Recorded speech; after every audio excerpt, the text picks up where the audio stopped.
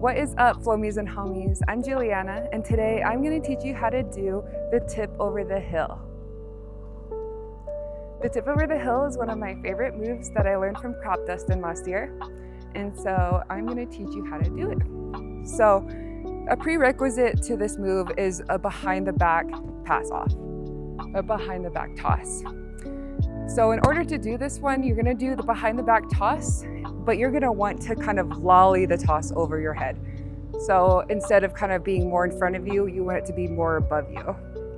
And then when I do that, I'm just gonna move my hand up, keep my palm facing upward and out, and I'm just gonna hit it so that the Flowstar has something to roll on. So we'll do a forward figure 8 into the behind the back toss, and we're just gonna tip it.